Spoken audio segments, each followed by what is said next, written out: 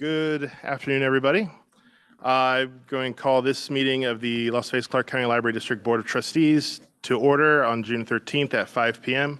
Could we have roll, please? Chair Wah, Here. Trustee Rogers, Here. Trustee Haran, Here. Trustee Whiteley, Here. Trustee Foyt, Trustee Ortiz, Here. Trustee Benavides, Trustee Sanchez, Present. Trustee Dukowski. And we do have a quorum, Chair. And please mark Trustee Benavides excused, and if she arrives, then let us know. Pledge of Allegiance.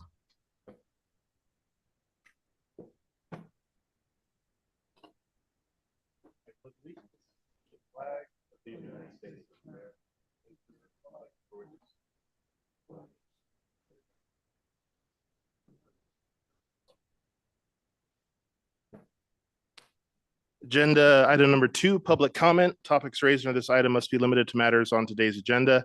Anyone wishing to speak during this item must sign up on the roster provided prior to the public comment period. Has anyone signed up for public comment? No, there isn't. So I will close public comment, move on to agenda item number 3, board action to accept proposed agenda. Hope everyone had an opportunity to look at the agenda. Do I have a motion to accept? Chair, I was wondering if the proposed agenda, if it's possible for us to move item number 6 and have that discussion before number 5. So we can approve the agenda and we can rearrange Okay, thank you. So with that do I have a motion to accept the agenda? So move. A motion from Vice Chair Rogers. Do I have a second? Second. Motion is second. Is there any discussion on the motion?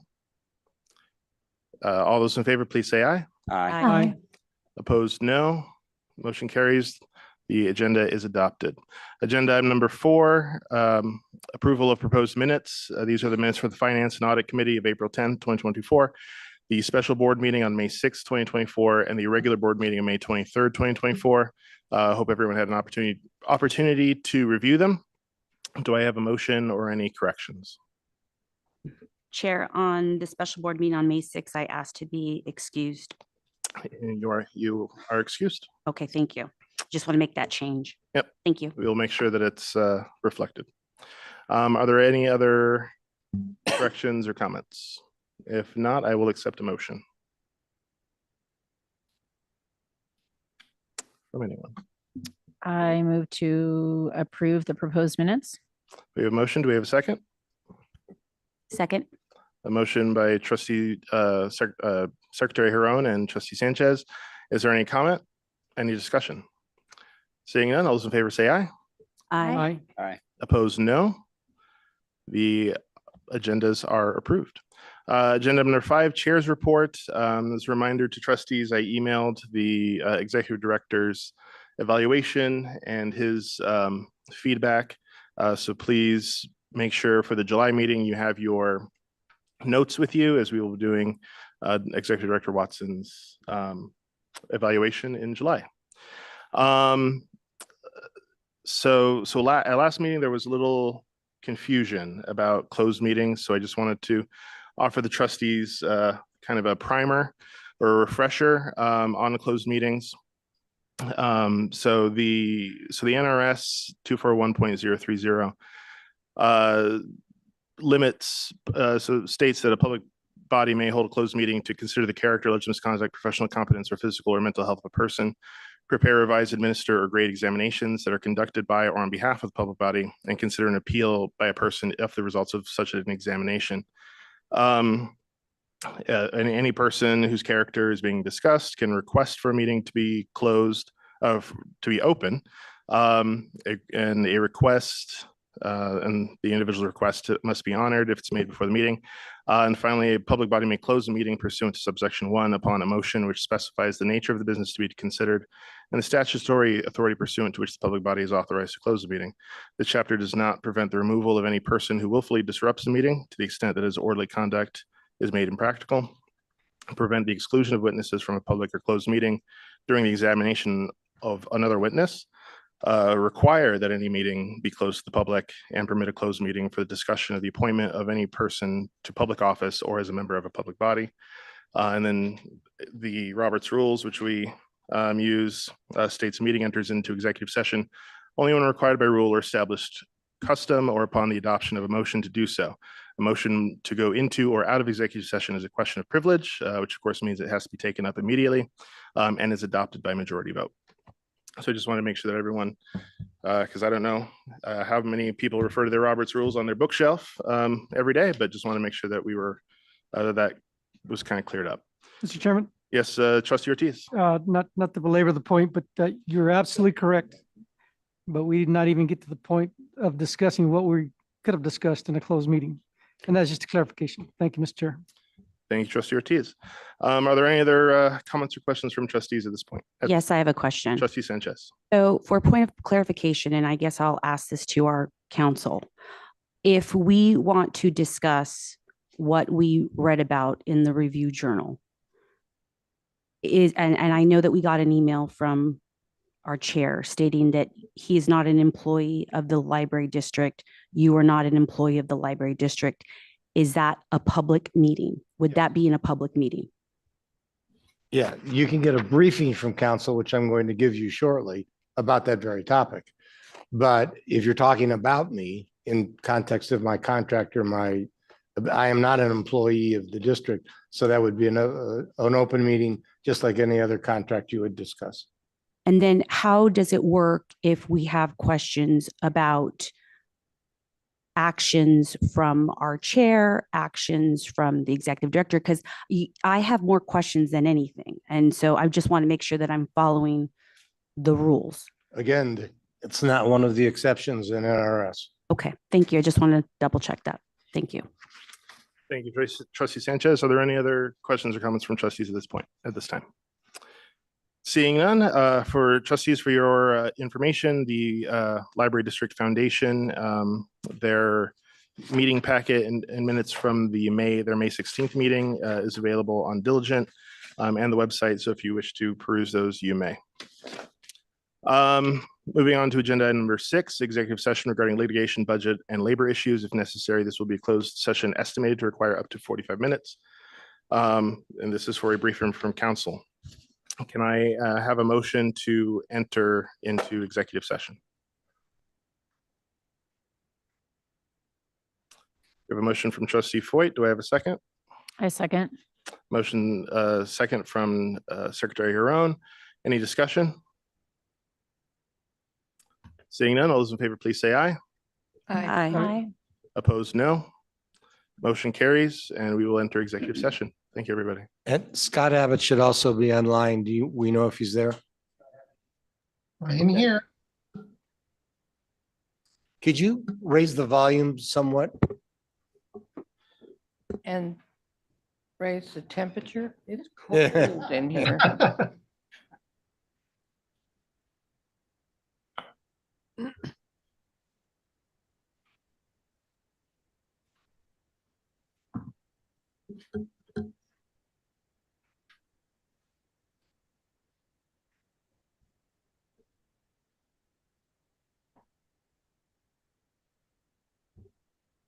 Can we control the temperature?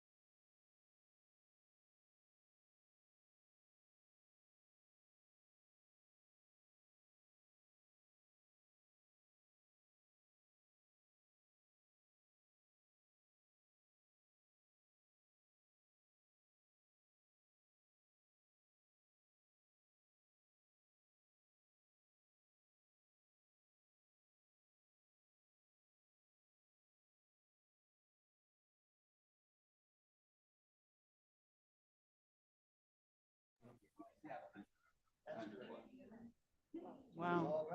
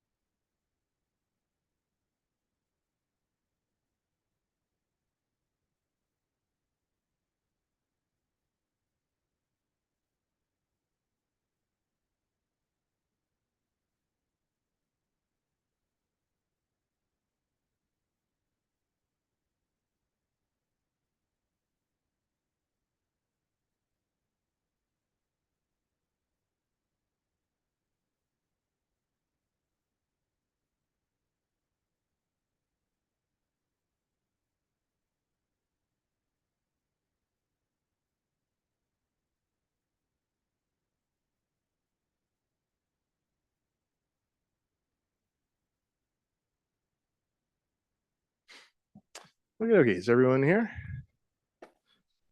Okay, no, okay.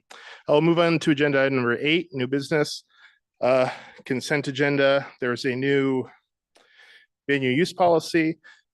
Trustees says this is consent. You can either vote on it. Sorry, I'm winded. We can either vote on it, or if you would like to discuss it, we can do that as well. So what is the board's pleasure? I have a couple of questions on the venue use policy. Okay, so we will Sorry. pull it off of consent and open item 8A1. Mr. McNally. Hi, good evening. Good evening. So I read the report and it said that you had 2 different policies and now you're trying to combine it into one. And can you explain to me what the impetus or the reasoning was behind, creating one policy? And then are we having problems with the way the venues are being held with people, and are they paying correctly? Or is it, and I noticed that you said that there's like sometimes not enough security. So I was wondering if you could just talk a little bit about that. Sure, I'd be happy to. Good evening, Chair Waugh, Board of Trustees, Director Watson, and Council Welt. For the record, Matt McNally, Community Engagement Director. Joining me tonight are actually 2 staff members who helped assist on this project. I just want to take a moment and introduce them, if I may. Great. Ryan Neely is our Programming and Venues Manager. Ryan was very instrumental in providing feedback on the operations impact with the library, with our library staff and our customers. And then Sherry Walker is the Library District's project manager. And Sherry was very instrumental in helping craft and create this policy as I worked with our team. So together, the 3 of us, we led a task force of about 10 staff that included performing arts center coordinators, programming specialists, and production technicians to gather their input. To help answer your question, one of the recommendations that came out of that task force meeting was actually to create one policy rather than having 2 separate policies. And a big reason for that is as staff administers that policy, it became very confusing to customers having 2 different policies for the operations of different spaces. From a staff management perspective, it doesn't, for the way that we see it, our expectations as a library district should be the same depending whether you're in this room or whether you're in a performing arts center. And so a lot of what you see in the new venue use policy creates clear expectations across the board. So one policy, right now, the 2 policies that are in place actually only cover rental use of the facilities. One policy, as we move to that, will also cover partnership use. It will cover contracted services use and in-house staff use. And so those expectations are clear across the board, with the exception of item number 4. Item number 4 in your venue use policy actually describes some differences between conference rooms and performing arts centers about how those different venues, I guess, are reserved and how they operate. But overall, the general expectations for what we would expect of a customer or a partner or a staff member are all clearly detailed in just one policy. And then I noticed in the policy, you stated that we as a board would be discussing price structure. And so what are you guys thinking? And when will that, I know that you need some time to incorporate this policy, should it proceed, but how much time do you think you need to incorporate something like that and to bring to the board? Yeah, so I'm expecting that with a rental fee structure, if the policy is approved this evening, that staff could potentially bring that back as early as September, October, November. We would certainly want that venue fee structure in place before the policy takes place in January. And that could be a process. There might be some discussion that the board would like to have about those fee schedules, that we may bring something before the board to discuss and then bring it back again after that discussion so that your ideas and your thoughts are incorporated into that. That's kind of our projected timeline. You asked earlier if there are current problems with our policies. I wouldn't characterize there being problems with the policies, but there's definitely room for opportunities for improvement. And we believe that from a management perspective, by combining the two policies, putting our expectations into one policy, it'll be easier for our staff to manage and easier for our customers to understand. A new venue fee schedule would also support, perhaps fees could be built in for non-compliance with your policy. And so that would be a little bit of a shift from what a venue fee structure currently looks like. We can't develop that venue fee structure until we understand from the board how you would like your venues to operate. Do you find that happening? Do you find non-compliance an issue? It is a struggle for staff occasionally. There are a couple scenarios such as making sure right now, the way that our venues operate for our performing arts centers, only 50% of the amount owed is due upfront, and sometimes we don't receive payment on the remaining 50%. That lands one of our customers on a restricted user list. We have other issues on the staff management side of making sure that a lot of our customers leave the building when the libraries close, or that we're getting them out of the building, or that staff is guaranteed the ability to identify how many technicians or how many security guards may need to be on a certain event for the safety and the security of that event. So I think the new venue use policy helps clarify a lot of those things and will better assist our staff. Thank you very much. Thank you, Chair. Mr. Chair, just a couple quick questions. Trustee Ortiz. Thank you very much, Mr. Chair, through you. Matt, thank you very much, and think it's a very good policy. 3 things. First of all, ADA compliance. I'm assuming the whole staff's going to be, whoever does facilities or is going to be trained in ADA compliance. That is one of the things that our programming staff will have to go through in the next 6 months to make sure that we are in compliance. I believe that we are in compliance right now. And but what we're asking is that the customer also be in compliance. Correct. When Whoever's they come in running- and use our Whoever's public running the venue. facilities. Thank you. Secondly,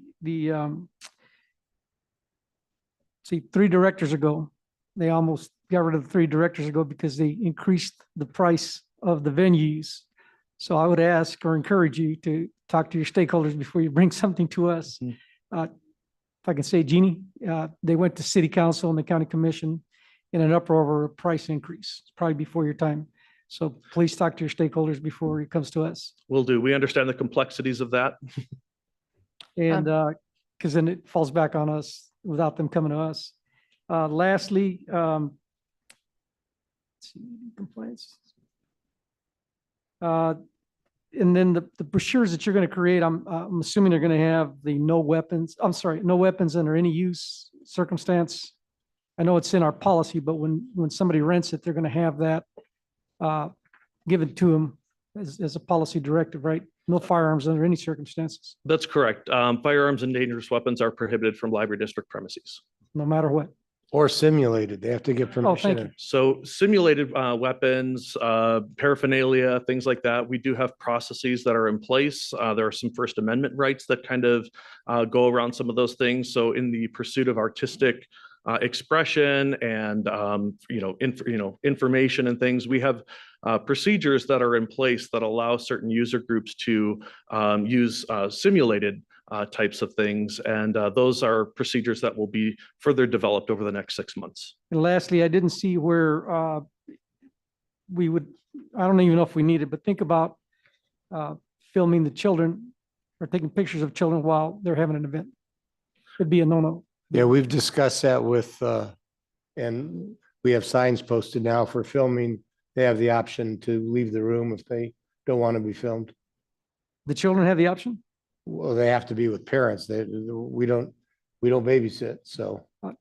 Okay, well, see if it can be a And little that's bit part of the stronger. policy Yeah. that I know Once that again, was. so written in actually, part of that the is part of a That's part larger of- yeah. district approach for, that all of the conference rooms and performing arts centers would apply that to Okay. to our venues. Thank you, Mr. Chair. Thank you, Matt.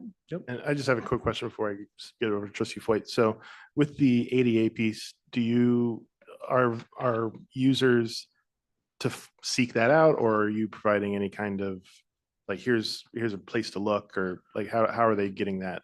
Sure. guidance? Right now, on our website, and all of our staff are trained on our website. We go through what the ADA compliance requirements are and how we approach different ADA types of accommodation requests. What will have to happen moving forward is as we engage into renting the venues or having customers use the venues, that will be an education campaign with our customers, so that if they are approached with ADA accommodation requests, that library district staff is informed, and then we can make that ADA accommodation. Thank you, Trustee Foyt. I'm just curious, what steps do you take with those who have not paid the rest of their bill? So currently, what happens is they end up being placed on a restricted user list. They're prohibited from, engaging in any future contracts with the library district or engagements in using our facilities and venues. I believe, and our CFO, Floresto Caballas, may be able to explain a little bit more if he's around. But I believe that we do notify the customers. We invoice them afterwards. Okay. We do have the option of sending them to collections, although I don't know if that has occurred in the past. Thank you. Director Cabayas, do you have anything you want to add? Sorry to put you on the spot, Floresto. Good evening. For the record, Floresto Caballas, CFO. And Matt's correct, Director McNally. We don't currently report users who haven't paid. It's basically putting them on a restricted user list that he described. Okay, thank you. And I'll just say for myself, I think that's extremely important. I know that with the fees that we, write those off, and because we'll have this conversation later, but I think it's really important, to Trustee Ortiz's point, that all users are able to use it. And so, if there's restricted access, like, it's fine, but I certainly don't want to put something on someone's credit or something like that, for a room. So are there any other comments or questions for either Director McNally or Director Cabayas? And if not, I will entertain a motion.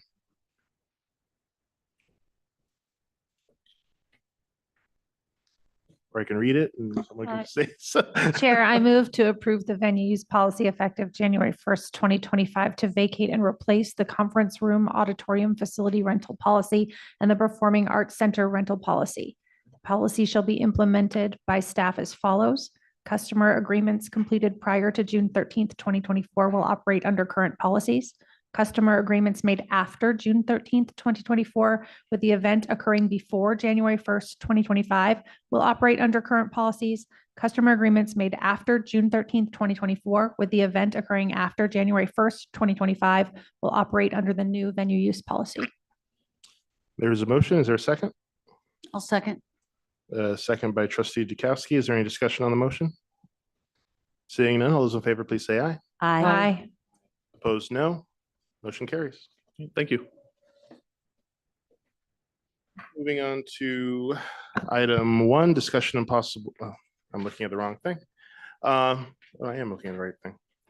Discussion and possible board action regarding the appointment of a broker of record for the district's property and casualty insurance coverage. Mr. Vino. Earlier today, the Risk Management Committee authorized staff to bring this motion forward. As a general background, the current appointment for the district broker of record for property and casualty insurance expires on July 14th, 2024. A request for qualifications for broker of record was advertised in the Review Journal, posted on the district's website, emailed to minority chambers of commerce, as well as listed on NGEM, the Nevada Government e-Marketplace. A total of 4 submittals were received. An evaluation committee comprising representatives of general services, financial service, and library operations performed the evaluation process. The evaluation process included a scoring and ranking of each responsive submitted based on the established criteria and assigned weighted values to identify the preferred broker to be recommended for appointment. The evaluation criteria and weighted values included broker qualifications and experience at 30%, local office qualifications at 25%, access to insurance markets at 13%, service quality at 12%, risk management services 10%, premium cost control strategies 5%, references 3%, overall quality and completeness at 2%. The firm's ranking, USI at 866, Levitt Insurance at 818, Alera Group 732, and Branch Insurance Group at 723. USI Insurance Services ranked highest overall and has been selected for recommendation for appointment. The selection firm demonstrated the most comprehensive and advantageous combination of qualifications and experience desired by the district. The broker of record receives no direct remuneration for the district, and remuneration is received from the insurance company in the form of commission. Staff is requesting a motion to recommend to the board to appoint USI as broker of record for property and casualty insurance coverage for policy year commencing July 15th, 2024, and to authorize staff to extend the appointment in subsequent years, subject to the broker continuing to meet performance standards outlined in the request for qualification document. Final document subject to council review. And I'll just make a typographical correction. So I think this is the wording that was used in the committee. So the recommended motion would be to appoint USI as a broker of record, as the committee's already made the recommendation. So yeah, so are there any questions for Mr. Vino? There are no questions. Just a quick question. Yep. Sure. I know it's sort of open-ended to extend the appointment in subsequent years, subject to, so is there like a time period that we're considering for? It's a 1 year, it's always a 1 year contract with 4 renewals. 4 So 1 year renewals after the 4 1 year. renewals, So and then we possible start 5 year. It's possible, overall, it could be reach 5 years, and then we start the process over Thank you. each time. Thank you. Are there any other questions?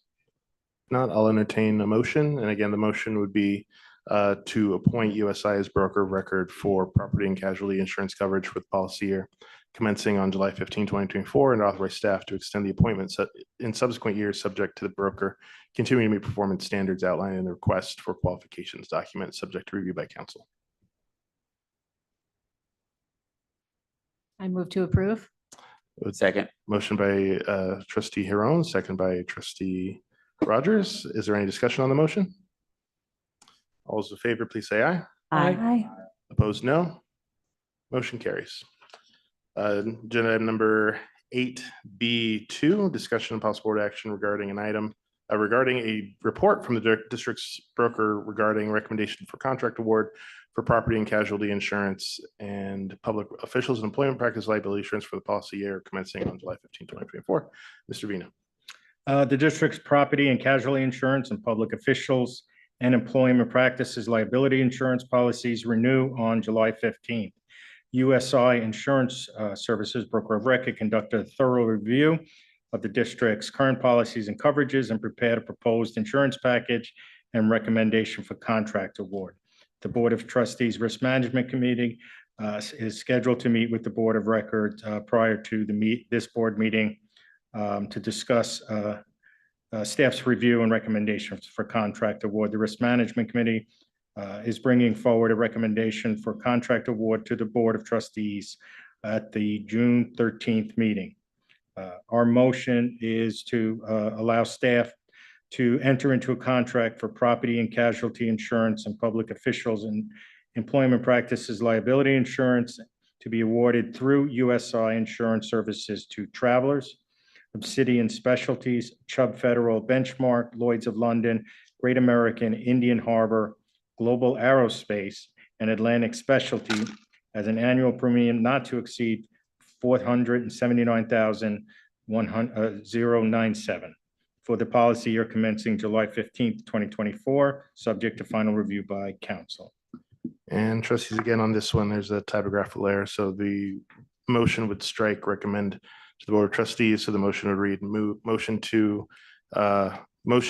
that a contract for property and casualty insurance and public officials and employment practices liability insurance be awarded through USI Insurance Services to Travelers, Obsidian Specialty, Chubb Federal, Benchmark, Lloyd's of London, Great American, Indian Harbor, Global Aerospace, and Atlantic Specialty at an annual premium not to exceed $479,097 for the policy year commencing on July 15, 2024, subject to final review by council.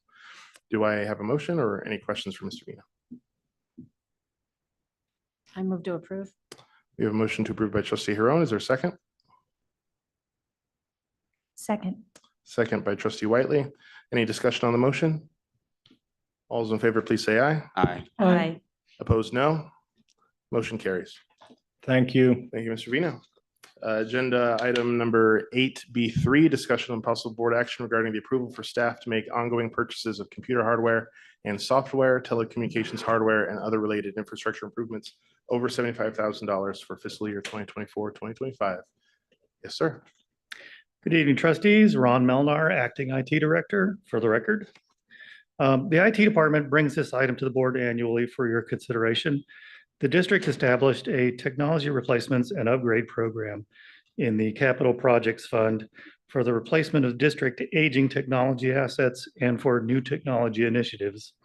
This year, the budget includes funds for the replacement of several end-of-life IT systems, new technologies and solutions for the branches, and some new district-wide initiatives.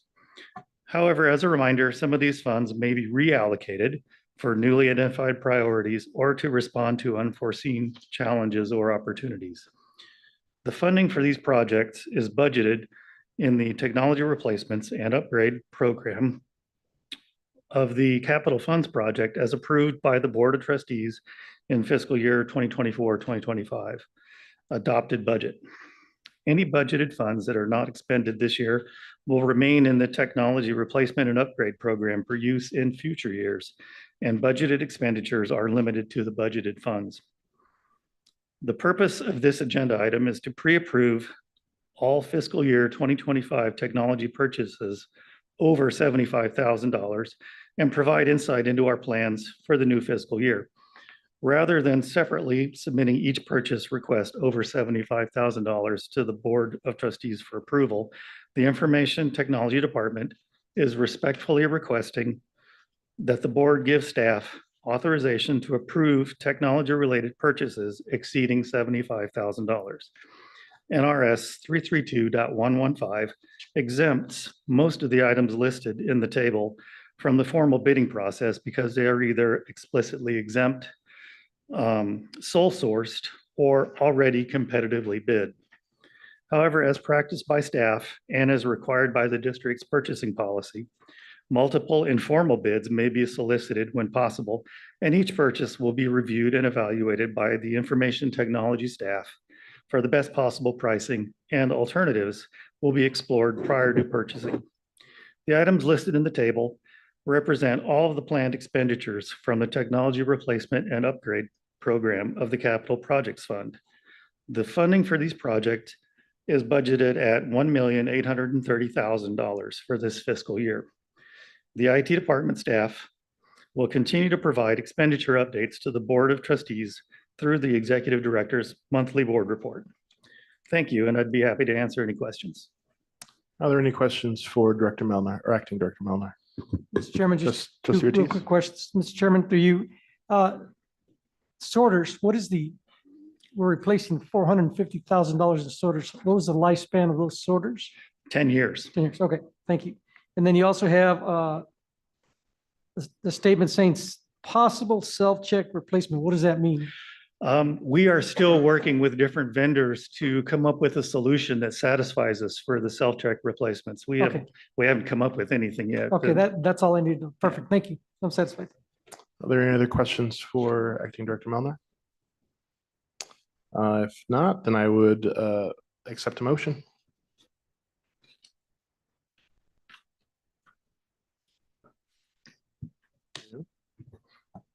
Anyone? Bueller? I'll- I will be viewing. I move to authorize staff to make ongoing purchases of computer hardware and software, telecommunications hardware, and other related technology infrastructure improvements over $75,000 for fiscal year 2024, 2025, as approved by the district's adopted budget by the Board of Trustees. We have a motion by Trustee Huron. Is there a second? Second. A second by Trustee Whiteley. Is there any discussion on the motion? All those in favor, please say aye. Aye. Aye. Opposed, no. Motion carries. Thank you. Thank you very much. Agenda item number 8B4, discussion and possible board action regarding the election of board officers for fiscal year 2024, 2025, and accompanying resolution 2024-2. The nominating committee will provide a report presenting a proposed slate of officers to serve in fiscal year 2024, 2025. As outlined in the bylaws, trustees may make additional nominations from the floor. Such nominations may be made by individual board members in their own name or by nominating another board member. However, a board member may be nominated to run for only one office at a time. No officer can be elected to office for more than 2 consecutive terms. Elections for the office of the board shall be held immediately subsequent to the close of nominations at the June meeting. Elections shall be in the following order: chair, vice chair, secretary, and treasurer. The nominating committee recommended a slate of Trustee Wa's chair, vice chair, Trustee Rogers, treasurer, Trustee Whiteley, and Trustee Huron, secretary. So at this time, I would call for a motion calling for additional nominations for chair, vice chair, secretary, and treasurer from the floor. Calls for officers must be made separately. So can I have a motion to open nominations? So moved. You have a motion from Trustee Whiteley. Is there a second? Second. A second from Trustee Rogers. Any discussion? All those in favor, please say aye. Aye. Aye. Opposed, no. The motion carries. Are there any additional nominations for the office of chair at this time? Mr. Chairman, I would move to close the nominations. And there's a motion to close the nominations. Is there a second? Second. The motion is second. Any discussion on the motion? All those. Trustee Ortiz, is this for all nominations or just for chair? For clarification. I didn't hear any other nominations. Were there any other nominations? For the other positions, I apologize. I would move to close all nominations. Okay. Thank you. So all nominations. So is there any discussion? Seeing none, all those in favor, please say aye. Aye. Aye. Aye. Opposed, no. Motion carries. So I think we actually have to have a motion to actually vote for the people. So could I have a motion to elect the slate of officers as proposed by the nominating committee?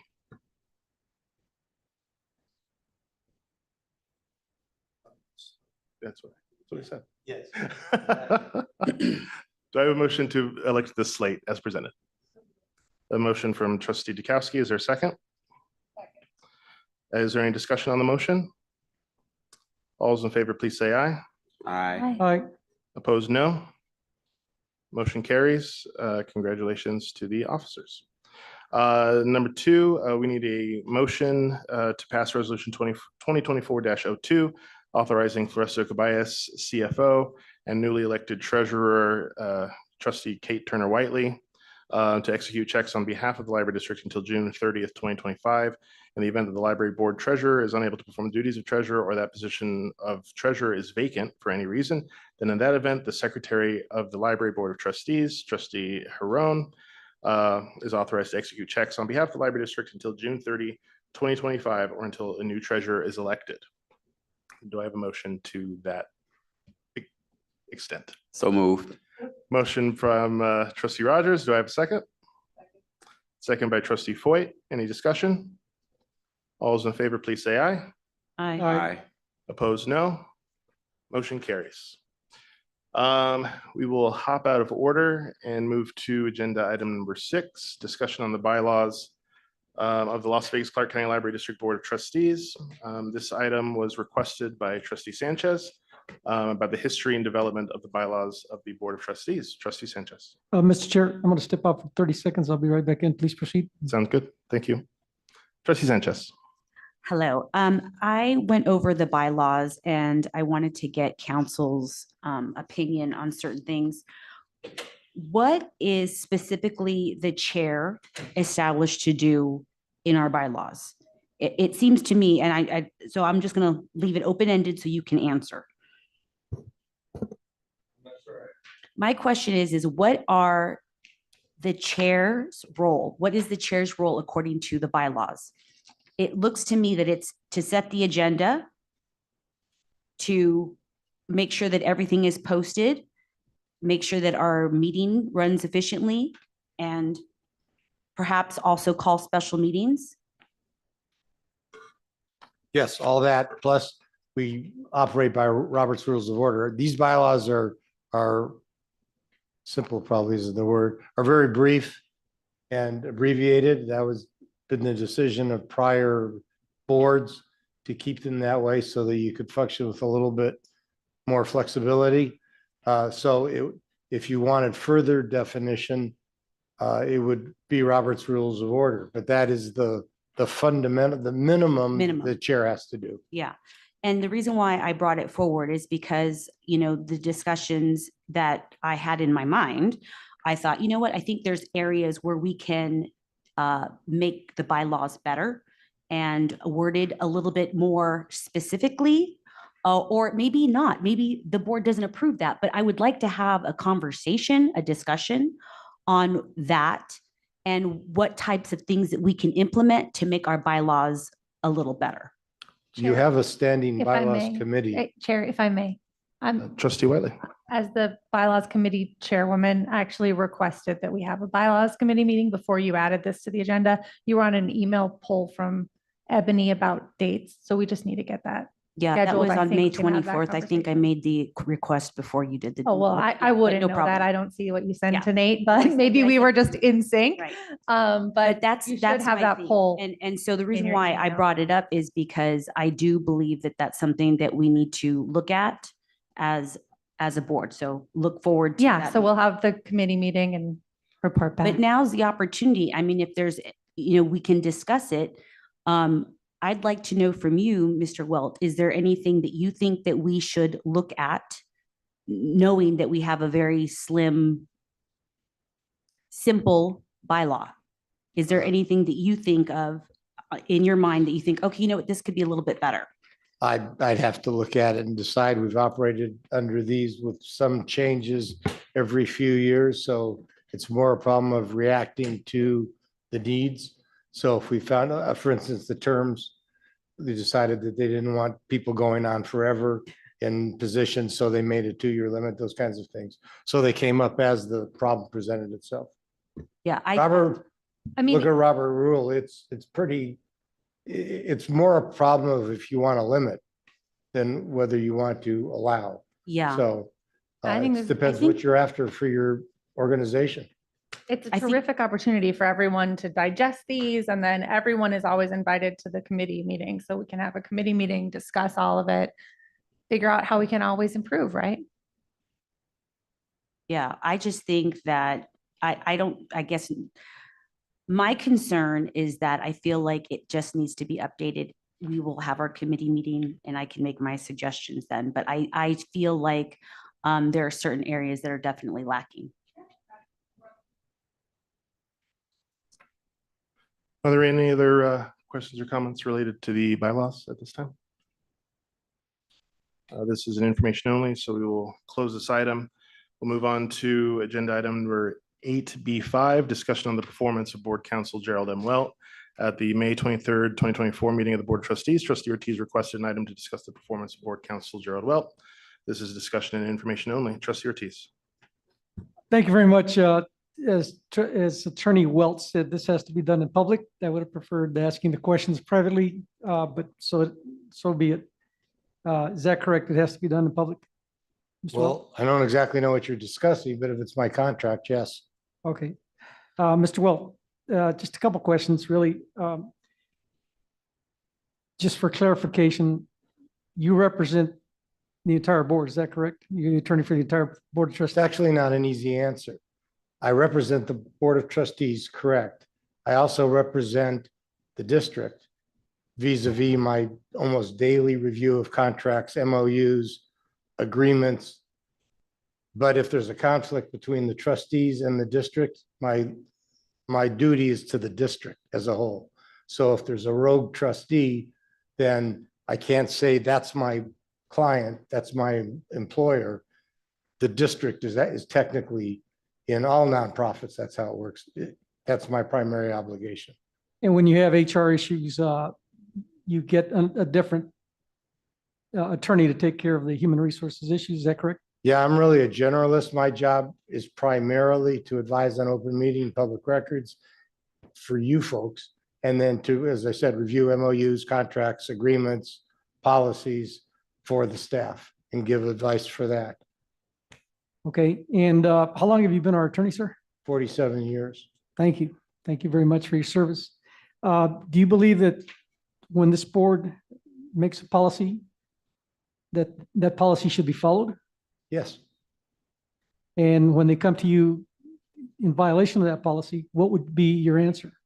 It would depend who came to me and how.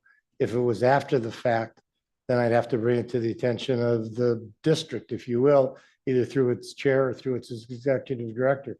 Depends what the policy violation was. Okay, and that's kind of a little bit vague, if I can narrow it down a little bit. You would tell the chair or you would tell the entire board of trustees? Again, it depends on what the issue is. If there has been in the recent past, what I thought was a violation by one of the trustees, I brought that to the attention of the chair. It was handled. And I'm sure there's always going to be an issue. People are humans, right? Errors happen. That's correct. Mistakes happen. And again, it's a bifurcated responsibility. I have a responsibility to you folks. As I indicated earlier, my job is to be your lawyer and represent you to the best of my ability. But if you're doing something illegal or harmful to the district, then my responsibility shifts. And if the board makes a decision to set a policy, there's always a better way to do a policy. But if they decide that's the way they want to do it, you would support that. Method. My job is to give legal opinions and advice, not approval, as I've said before. So I have in the past given advice which has not been followed by members of not this particular board, but prior boards. All I can do is give advice and give opinions. It's up to you folks to implement them. And if any particular trustee was given any undue pressure, how would you address that and how would you deal with that? I would try to work it out with the chair. And if it couldn't be worked out with the chair, then I'd have to bring, if it was a violation of law, I'd have to bring it to this board. I can't recall, well, actually there has been, but again, it was taken care of. And then obviously I don't want to bring disrepute upon this board. So if I know of a trustee acting incorrectly, it would do my best to make sure it was taken care of and corrected without tarnishing the reputation of this board. Absolutely. We don't want to impugn anybody's integrity or identity. As far as contracts are concerned, have you had an opportunity to review 90% or 100% or all the contracts that this district has come forward, has put through? Every one the staff gives me. Okay, so if they don't give you one, that means you don't review it. Correct. Yeah, there's a signature block on the contracts I review that say approved as to form by counsel. Okay. I sign tens of them per day. Very good. Okay, that's all I had, Mr. Chair. Are there any other question? Trustee Sanchez? Yeah, thank you. Mr. Weld, first of all, I'd like to say thank you for everything that you do. Because I'm new to the board and you've talked about how we do things past practice. I think it would be helpful, and I don't know how we go about doing this. I know I brought an email to Chair Wah's attention on May 24th, because I think that we need to go over policies and procedures. I wanted to have that on the board meeting today, but unfortunately we couldn't do it because we had some staff members that were gone. And I'd like you to be involved in that process. But I also don't know if this is a policy question or a change of policy, but I think it would be helpful if we create some thresholds where we are notified or know of certain things. I know that you said that in the past practice, you have had information, you give it to the chair, and then either we find out or we don't find out. And I think it would be nice if there's some type of communication chain of command that we could have. The question is this is open for discussion. And so, I don't want to know everything, but at the same time, I think that when certain things happen that are not necessarily typical, it would be nice for the board to know. And I'm just trying to I don't know how to go about creating that policy or. Well, it'd be pretty vague, and I think it has to come from your chair. My responsibility is to report what I have to the chair and to the executive director. If you want your chair, there are sensitive things that we deal with that I understand that you might want to know if it became public. We do our best, depending on what it is. I and think if it that's, needs yeah, to I be. think that's true. So I think a direction to the chair, I report everything I can that this board needs to know to the chair, and I rely on the chair's discretion as to what to share. So if you want them to share more, then certainly I think you have to direct it to them, not to me. Okay. I can't. No, that's okay. And that's can't why I'm operate asking. with That's why I'm 10 having this conversation. individual- Yeah, that's why I'm having this conversation. That's why I put it on the agenda, because I didn't know, and I'd like to get your opinion on that. I think that would be the cleanest way. I report to basically to Kelvin and to Nate. And Okay. it would be up to them to then notify you if you need to know. Thank you. I appreciate it. Also, I sent an email on May 24th to our chair to discuss, HR staff briefing, review, and possible action regarding the Las Vegas Clark County District personnel policies and procedures. And I just hope that we can get that overview at our next meeting. When Mr. Serpico returns, we will have him and Mr. Abbott. Okay, thank you. Are there any other discussion or comments regarding the performance of Board Counsel Welt? To speak. Trustee Foyt? Approximately 3 years ago, before Mr. Watson joined us as executive director, we had an interim executive director who was also the CFO. And at that time, it surfaced during a board meeting that we didn't really understand everything about Mr. Welt's contract. And I was tasked with working very closely with Mary Ann Miller, who was the attorney of record to the county commission at that time. I sat with her, we shared information over a period of time, we communicated, we ended up with things. Interestingly enough, when I came to the board meeting after 3 successive months of asking that it be put on the agenda, that I could give a report back, Mr. Ortiz, who was our chairman at the time, never found time to put me on the agenda. So I finally just stood up in the meeting and gave my report. I want to say that Mary Ann Miller, who attorney of record for the county commission at that time, was astonished that Mr. Welt would work at such a reasonable amount of time, remuneration, and that it was extraordinary that he had stayed so long through many changes with the library district And we were the most fortunate of boards to have him. I have never changed my opinion from that. And I am very proud that I'm affiliated with Mr. Welt. Thank you. Mr. Chair, I would agree with every word she says, Thank you, Trustee. every word. Thank you. Is there any other comment or discussion on this item? Seeing none, it's information only, so we will close it. Move on to agenda item number 7, discussion and possible board action relating to the bookstore agreement with the Las Vegas Clark County Library District Foundation. On May 30th, 2024, I received a request from Foundation Board President Tamar Hoapili to have the bookstore agreement between the library district and the foundation on the agenda for potential renewal. The current board agreement expires on June 30th, 2024. I don't see anyone from the foundation that way. So Trustee Ortiz, are you able to present on this item or? Yes, and then also Council Welt, I'm going to also recuse myself from voting on the agenda item. I'm going to do a little presentation. Basically, the library and the library foundation has an agreement on a bookstore. 6-8 months ago, Elizabeth, both boards got together to try to figure out how you move forward so they both function and help. The foundation helps raise money for the library district. And so they hired some consultants, and it's a long day. Everybody was there, I believe. And so they had a plan, and that plan is about an 18-month process to create the foundation and put them in a better functioning situation so they can raise money, additional monies for the Clark County Library, Las Vegas Clark County Library District.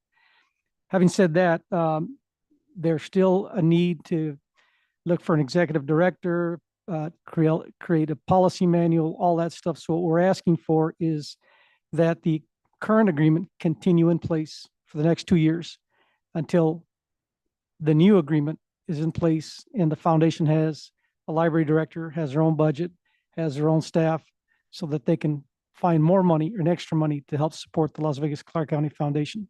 I'm sorry, the foundation supports the Las Vegas Clark County Library District. So that's a request, just to extend it. Nothing changes for 2 years until the foundation creates their mechanism that everybody was there at that meeting with the consultants. Thank you, Trustee Ortiz. Are there any questions for Trustee Ortiz?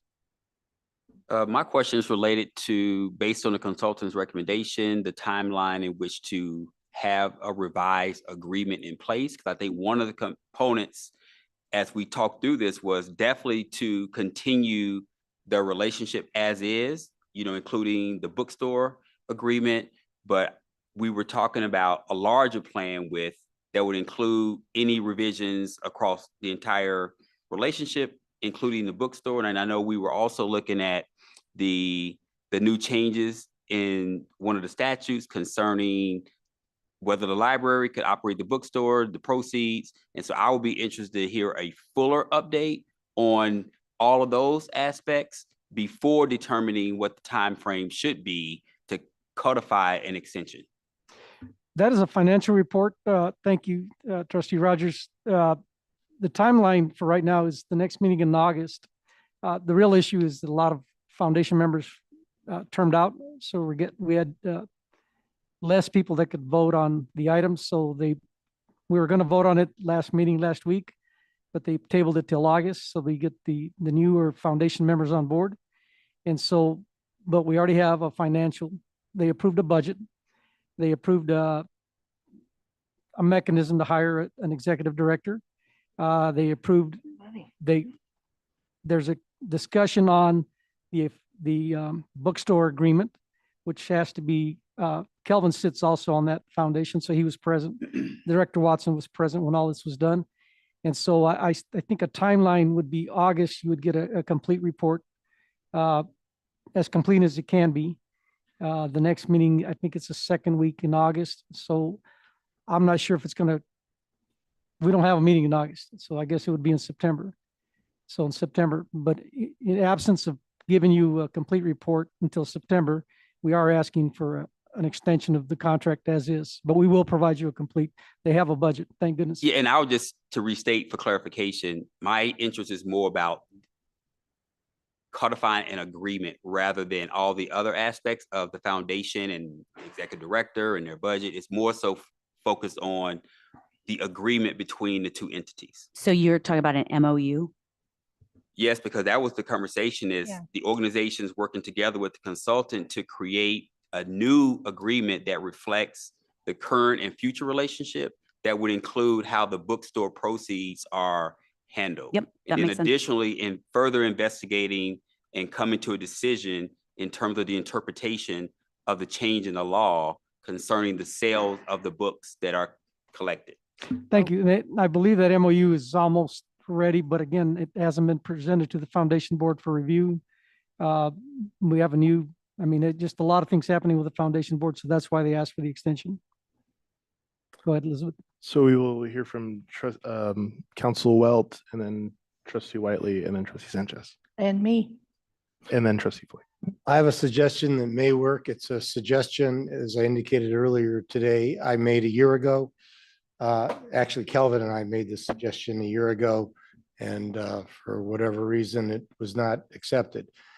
Right now, it would appear that me as an attorney I'm being painted with the same brush as other people who represented the library district in the discussions with the foundation.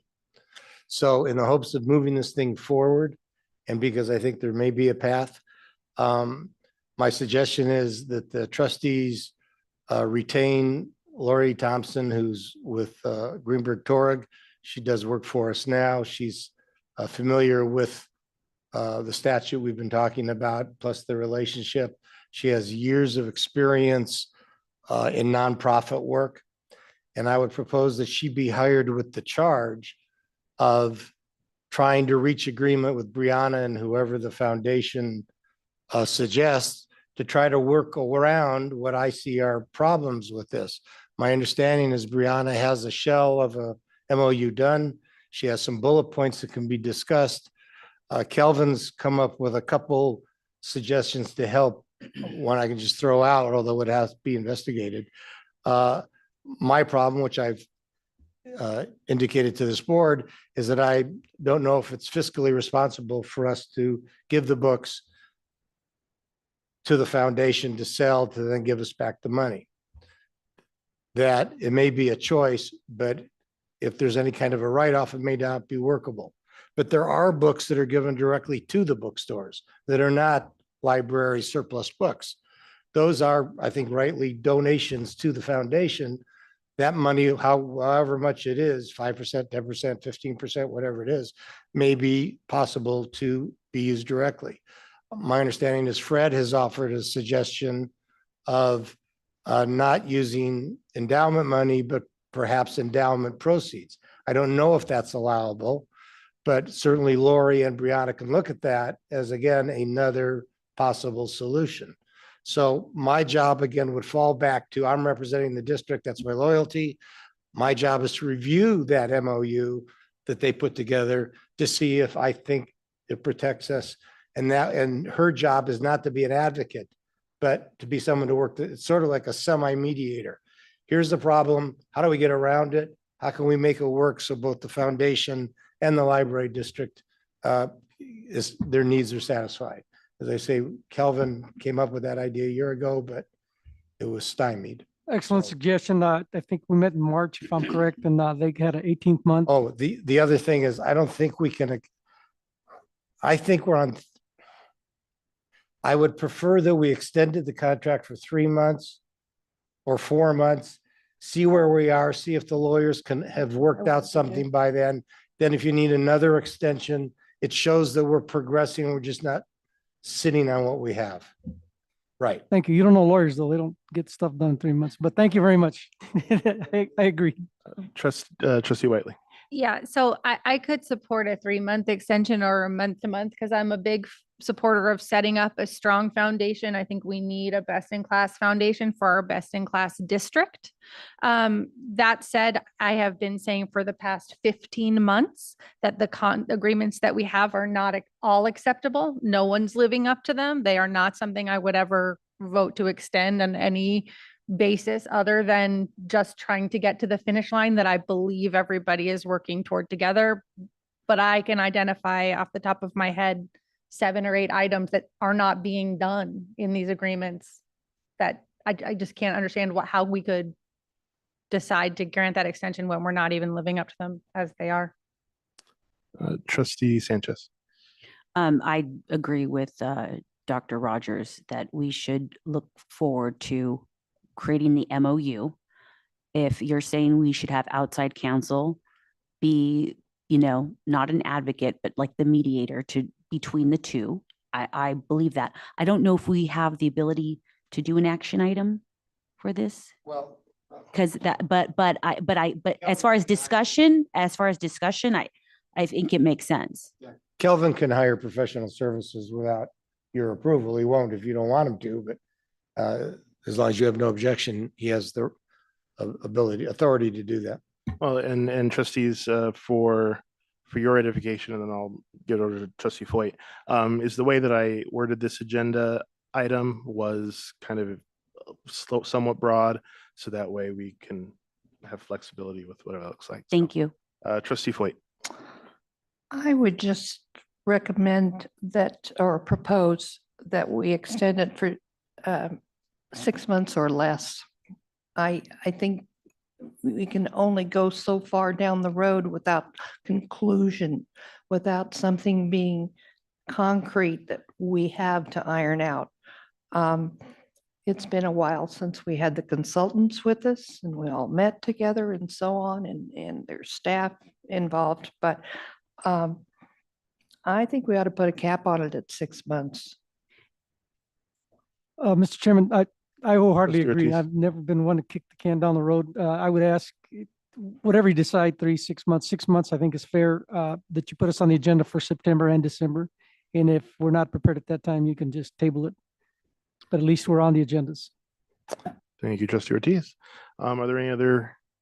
Trustee Sanchez. I noticed that you, the executive director, had a meeting with, is it Cindy Fessmeyer? How did that go, and what is your conversations with her? Because I know that she was part of the, she was the reason why the foundation and the district came together. So my meeting with Cindy was separate and apart from the work that they did for the library district. The conversations that I had with Cindy were pertain to the American Library Association conference that's coming up in San Diego, where I will be participating along with the foundation president from Seattle Public Library as part of a pre-conference panel. Okay, I was wondering if it had to do with perhaps the foundation. Okay, thank you. Thank you. Do I have a motion from someone?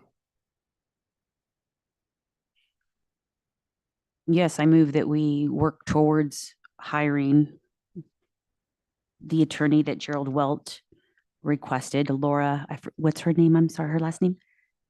Thompson? Lori Thompson, and that the library district grant a 6-month extension on the agreement, and that we ask for a meeting to occur between the foundation and the board, maybe once or twice, I think, so that way we know what's moving along, or to get some kind of update is what I would suggest, because I don't want to wait until 6 months. I think we should, if that's okay with everyone, that we just have like 2 meetings so we know that we're moving along. So would you just make sure that I get the wording right? So would your motion be to engage Lori, to direct the executive director to engage Lori Thompson with Greenberg Torig in discussions around a MOU, and to approve a renewal of an extension of the contract for 6 months. The contract for 6 months with a reporting in September and December. Yes. Can I ask a question, Jerry? If we know some of the things aren't being done in the agreement, are we getting ourselves in trouble extending the agreement? I'm just wondering that, I mean, Well, only in that whichever party it is isn't living up to the terms of the contract. It's a civil matter. It's not like a criminal or an ethical matter. great. So I have more problems. As of right now, the foundation really isn't spending money that I'm aware of. So we don't have that fiscal responsibility issue in place yet. So I really wanted this in place before they hire any staff. Right now, their bylaws don't even allow that. So a lot of things have to happen, but I would prefer we didn't have to delay it, but I understand why we have to. I guess that's my best answer for you. Okay, thank you. Okay, trustee. So there's two motions. So we'll do them one by one. So the first motion is to engage, direct the executive director to engage Greenberg Torig in negotiations of a new MOU. That motion is by trustee Sanchez. Do I have a second? Second by trustee Rogers. Any discussion on the motion? Seeing none, all those in favor, please say aye. Aye. Aye. Opposed, no. Motion carries. One abstention, Felipe. And one abstention. The second motion is to extend the bookstore agreement for a period of 6 months with updates required in September and December. Correct. Do I have a second? Second. We have a second so the motion is by trustee Sanchez and the second is by trustee Rogers. Is there any discussion on the motion? All those in favor, please say aye. Aye. Opposed, no. Motion carries with one abstention. Thank you. Trustees, that concludes our agenda. Announcements. The July board meeting will be held on Thursday, July 11th, 2024 at 5 p.m. at the Rainbow Library at 3150 North Buffalo Drive. There was no August board meeting. And the September board meeting will be held Thursday, September 12th, 2024 at 5 p.m. at the East Las Vegas Library located at 2851 East Bonanza Road. The only other comment I think that I would make is trustee Ortiz, with you in your new ascendant role with the foundation. I'd love to see if we can somehow get like a lunch between the two boards to in a Thank friendly you. way. A lot of new people, so hopefully we can do that quickly. Director Watson, if I may, Nathaniel's wearing a t-shirt. Please repeat what that t-shirt is about and why we're so proud. So the library district for the third year in a row, 3 years consecutive, we have been recognized by the American Libraries, the American Library Association, Library of the Future. And so the t-shirt that Chair Wah is wearing and modeling is for that recognition of our accomplishments, the library, the team, the individuals here, as well as the other 700 or so library staff for our continued work in the community to expand our library services to new heights. And so this is for that recognition 22, 23, and 24. And I think I would also say that for the team that we could continue to focus, and 3 years may not be enough, that we may be going for a fourth. Yeah, congratulations. Congratulations.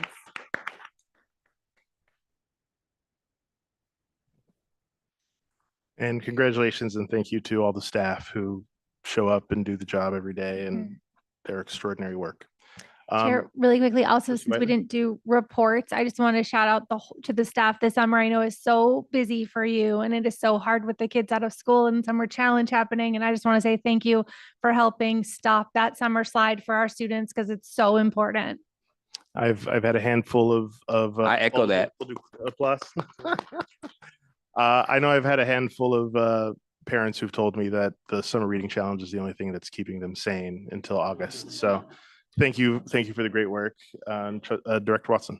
So since Trustee Whiteley brought it up, I'll just want to say again, and I congratulated our department heads yesterday at a meeting where I gave a update regarding Summer Challenge in that we've already surpassed our previous Summer Challenge results. We have implemented some new processes. I think the branches, our adult and youth services area, and our branding and marketing department. We have spent fewer dollars and new tactics in our approach, and we started early in May. And again, it has resulted in an increase in the Summer Challenge participants, but also we are seeing an increase in library card signups as something else that's happening. Love to see it. Great job, everyone. And then I'll end on this because, yeah, so we're not tooting everyone's horn all night, but I do want to give huge credit to community engagement. There's some really exciting programs. There's someone who was in one of the Japanese internment camps during World War II who's speaking at a branch. There's a lot of programming around Pride Month. There's a lot of programming around Juneteenth next week. And so just, huge congrats to the library staff, but also engagement for doing those really engaging and uplifting programs, but also the fun and wacky ones too that are out there too. So thank you for all that work. Is there any other announcements from the board? Seeing none, we'll move on to agenda item number 10, public comment. Topics raised on this item cannot be acted upon until the notice provisions of the open meeting law have been met. If you wish to make public comment on this item, you must sign up on the roster provided prior to the public comment period. Has anyone signed up for public comment? No, there isn't. Seeing no, we'll move on to agenda item number 11, adjournment. Do I have a motion to adjourn? Oh. We have a motion from Trustee Rogers. Is there a second? Motion is second. Any discussion on the motion? Seeing none, all those in favor say aye. Aye. Opposed, no. Motion carries. Thank you, everyone. Have a great weekend.